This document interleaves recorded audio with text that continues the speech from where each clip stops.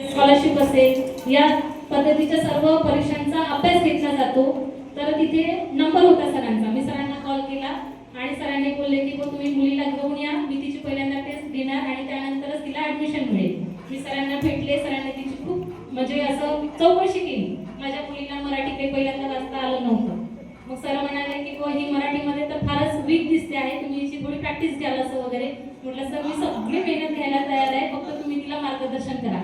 आता मला सांगायचं असं आहे की माझी मुलगी शताब्दी सुरडकर, वाईट या गोष्टीचं वाटते आहे की माझी मुलगी नवोदयला लागली नाही, पण तिने इतके छान मार्क्स घेतले, 91.25 मार्क्स तिला मिळालेले आहे, तरी सुद्धा माझी मुलगी नवोदयला लागली नाही. काल ती मला म्हणाली की मम्मा मी तुझ्यामुळे नवोदयला लागली नाही ग, कारण मी काय केलं, तिला जळगावमध्ये न टाकता बुलढाण्यामध्ये टाकलं आणि बुलढाण्याची जी लिस्ट आहे ती 93 अबो गेली आणि माझ्या मुलीचा नंबर लागला नाही. पण तिने जो स्कोअर घेतलेला आहे त्याच्यामध्ये मी फार समाधानी होते. मी पहिल्याच दिवशी सरांना फोन करून सांगितलं की सर माझी मुलगी लागेल नाही ना लागेल, पण माझ्या मुलीने स्कोअर फक्त आणि फक्त तुमच्यामुळे खूप जास्त घेतलेला आहे. माझ्या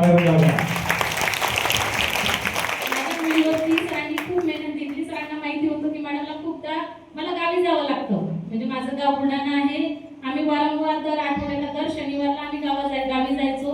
रविवारची टेस्ट माझ्या मुलीला मिळाली नाही. विशेष गोष्ट सांगायची म्हणजे आता आपल्या सर्वांना माहिती आपण ग्रुपमध्ये आहे, ग्रुपमध्ये ज्यांना चांगले मार्क्स मिळतात त्याच्यामध्ये रेड अक्षरामध्ये नाव येतं, बरोबर ना. माझ्या मुलीचं वर्षभर नाव आलं नाही, वर्षभर नाही आलं, पण जी शेवटची परीक्षा झाली त्याच्यामध्ये 3ऱ्या ते 4थ्या नंबरवरती माझ्या मुलीचं नाव होतं. ते बघून इतका आनंद झाला. पण असं आहे की तिला ना कधी पेन मिळाला ना कधी डायरी मिळाली. शेवटच्या दिवशी परीक्षा झाली, सरांनी सर्व नावाची लिस्ट दिली, त्याच्यामध्ये नाव होतं, माहिती होतं हिला की आज डायरी मिळणार आहे, पण नेमकं आम्ही त्या दिवशी गावी, ती शेवटची डायरी सुद्धा माझ्या मुलीला मिळाली नाही. आता असं वाटलं की स्कॉलरशिप मध्ये किंवा नवोदयमध्ये नंबर लागेल तर सत्कार होईल, कारण सुरुवातीला सरांनी सांगितलं होतं की यावर्षी आपलं 20चं टार्गेट आहे आणि 20 मध्ये माझी मुलगी लागली तर घोड्यावरून मिरवणूक आहे. सरांनी सुरुवातीला सांगितलं, इतकी खुश होती की मला घोड्यावरून मिरवायला मिळेल.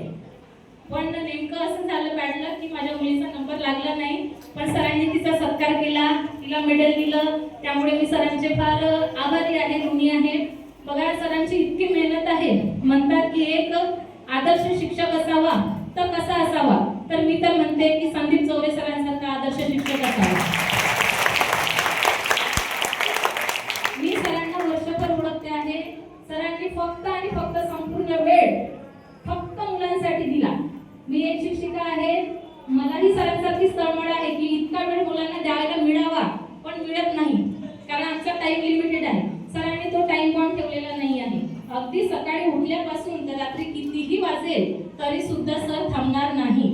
आपण फोन केला तरी सुद्धा आपल्या जर काही प्रॉब्लेम असेल तर सर सॉल्व्ह करतात. मुलांचे छोटे छोटे प्रॉब्लेम सरांनी सॉल्व्ह केलेले आहे आणि आज आपल्याला त्या गोष्टीचा रिझल्ट दिसतो आहे.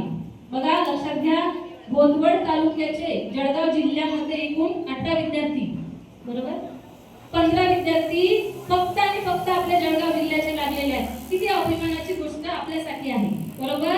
तर सरांसाठी एकदा जोरदार टाळ्या वाजवा.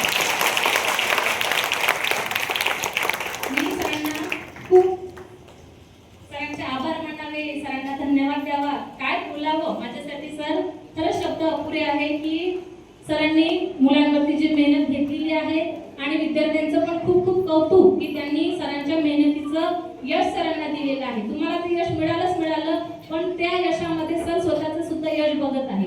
त्यामुळे सरांचे मी नेहमीसाठीच आभारी राहील की माझी मुलगी कॉम्पिटिटिव्ह एक्झामसाठी आता तयार आहे असं मला वाटते आहे. या एजमध्ये जर जे आपण कॉम्पिटिटिव्ह एक्झाम म्हणतो त्याच्यासाठी मुली या विद्यार्थी सगळे तयार झालेले आहे, बरोबर. त्यासाठी मी सर्व विद्यार्थ्यांचे कौतुक करते, त्यांना अभिनंदन देते आणि सरांचे शेवटी आभार मानते आणि थांबते.